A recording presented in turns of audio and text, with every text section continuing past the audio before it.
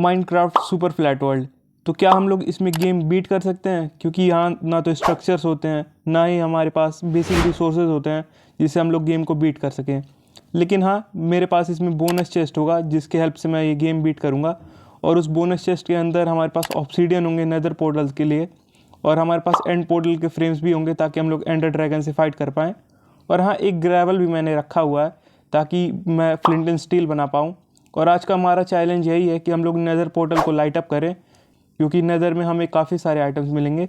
तो चलते हैं गेम में और डायरेक्ट शुरू करते हैं ये सर्वाइवल सीरीज।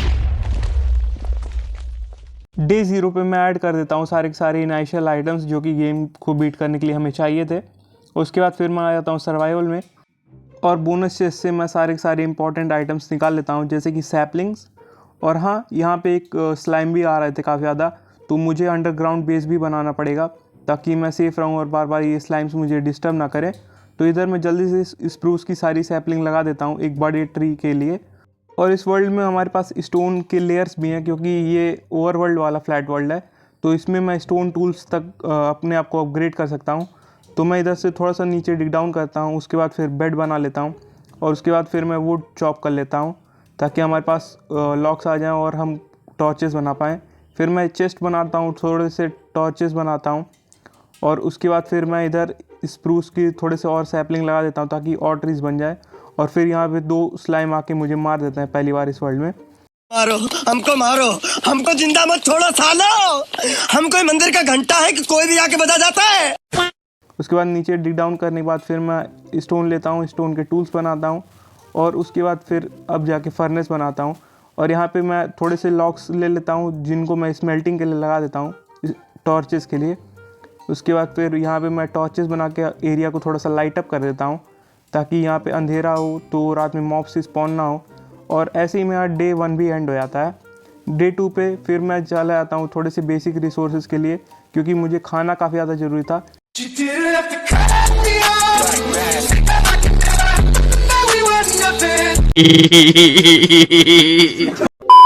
तो यहाँ पे मैं थोड़ा सा खाना लेता हूँ, उसके बाद कैंप फायर बनाता हूँ ताकि खाने को स्मेल्ट कर सके।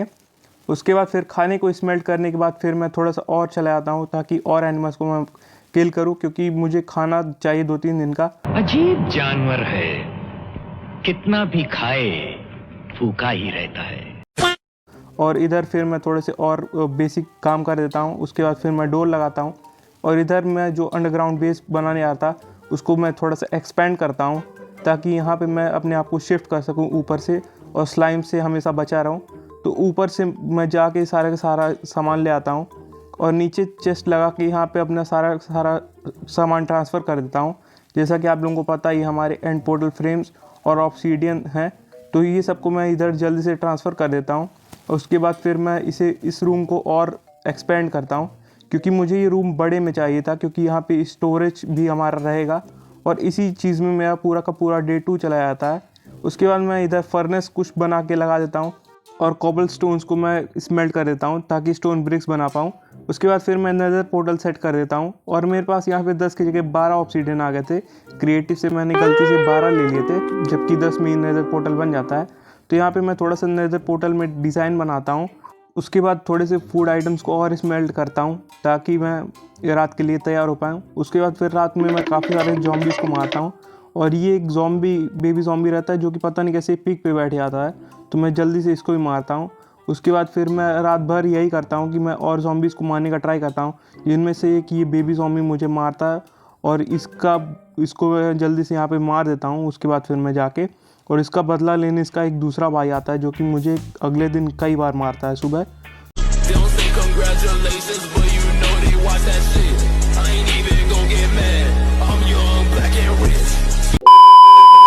तो आप लोग देखिए कितनी बार मारता है।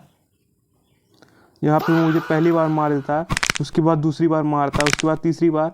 और हाँ, ये मेरा पता नहीं कैसे स्टोन वाला स्वॉर्ड ले लेता है, जिसकी वजह से ये मेरे बेस के अंदर तक आ जाता है और मुझे कई बार मारता है। उसके बाद फिर मैं यहाँ से इससे ले लेता हूँ, और यहाँ पे एक वॉन्डरिंग ट्रेडर भी आ रहता है, तो मैं देखता हूँ कि इसके पास कौन सी ट्रेड्स हैं, और देखता हूँ कि ये मुझे एमरल्ड तक दे सकता है। तो इसका मतलब मैं एमरल्ड्स वॉन्डरिंग ट्रेडर से भी ले पाऊँगा इस वर्ल्ड में। तो देखते हैं आगे। उसके बाद फिर मैं बेस में थोड़ा सा नीचे और एक्सपेंड करता हूँ, क्योंकि मैं समझ गया था कि अगर मैं बाहर फाइट लूँगा ज़ॉम्बीज़ से तो मुझे कोई फ़ायदा नहीं है, मुझे आयरन नहीं मिल पाएगा, क्योंकि मुझे बस आयरन ही चाहिए नेदर पोर्टल को लाइट अप करने के लिए। तो मैं वो आयरन जो है इधर से लेता हूँ। तो इसके लिए मैं यही करता हूँ कि मैं अपनी बेस के नीचे डिग डाउन करता हूँ और यहीं पे मैं बनाने आ रहा हूँ एक ऐसा एरिया जहाँ पे हमारे ज़ॉम्बीज़ और मॉब्स स्पॉन हो। क्या ये क्या बकर और एक मॉब स्पॉन भी हो जाता है जो कि पहला रहता है क्रीपर। तो जल्दी से इस क्रीपर को मैं इधर मारता हूँ डे 6 पे। और उसके बाद फिर अभी हम इस एरिया को और एक्सपेंड करेंगे, क्योंकि हमें एक आयरन का एक ही इंगट चाहिए ताकि हम लोग नेदर में इंटर कर सकें। क्योंकि नेदर में जब मैं एंटर कर लूँगा तो मेरे पास काफ़ी सारे रिसोर्सेज उधर से आ जाएंगे और मैं फाइनली आयरन में अपग्रेड कर पाऊँगा, उसके बाद डायमंड्स में। तो यहाँ पे आप लोग देख सकते हैं काफ़ी सारे स्टोन्स मैंने कलेक्ट कर लिए थे। और एक और वॉन्डरिंग ट्रेडर आया था, तो इसकी भी मैंने ट्रेड्स देखी, तो इसकी ट्रेड्स तो उतनी खास थी नहीं। तो फिर मैं वापस चला आया माइनिंग पे। और यहाँ पे काफ़ी सारे मॉब्स कई बार स्पॉन हो रहे थे, तो मैं हर बार मॉब्स को मार रहा था और ये एक्सपेक्ट कर रहा था कि आयरन मिल जाए, लेकिन हाँ काफ़ी ज़्यादा हार्ड था। उसके बाद फिर मैं यही करता हूँ कई दिनों तक, यही काम डे 8 से लेके डे 11 तक मैं यही करता हूँ। और यहाँ पे हाँ ये स्पॉन हो रहे थे स्केलेटन्स काफ़ी सारे, तो स्केलेटन से मुझे वो भी मिल जाता है और एरोज़ भी। तो यहाँ पे मैं काफ़ी सारे मॉब्स को इधर किल करता हूँ, क्योंकि मेरा बस एक ही मोटिव था कि बस मुझे चाहिए था एक आयरन का इंगट ताकि मैं फाइनली एंटर कर पाऊँ। और उसके बाद फिर मैं इस एरिया को थोड़ा सा और एक्सपेंड करता हूँ, क्योंकि भले ये एरिया भी ठीक ठाक साइज़ का हो, लेकिन मुझे और एक्सपेंड करना ही पड़ेगा ताकि ये इस एरिया में वो ज़ॉम्बीज़ स्पॉन हो सके ज़्यादा से ज़्यादा। क्योंकि जितने ज़्यादा ज़ॉम्बीज़ स्पॉन होंगे उतना ज़्यादा जल्दी मुझे आयरन मिल पाएगा। तो इधर फिर मैं इसको एक लेयर और नीचे डिग करता हूँ ताकि ज़ॉम्बीज़ को मारने में आसानी रहे। उसके बाद फिर मैं इसे एक्सपेंड करता हूँ काफ़ी ज़्यादा। और हाँ, यहाँ पे मैं सेटिंग भी अपना चेंज कर लेता हूँ और आ जाता हूँ ये क्लिक वाली पे, बटन वाली सेटिंग्स पे। कुछ पूछा मैंने कुछ। उसके बाद फिर मैं एरिया को और एक्सपेंड करता हूँ और चौड़ा बनाता हूँ और लंबा बनाता हूँ ताकि इधर ज़्यादा ज़्यादा मॉब्स स्पॉन हो।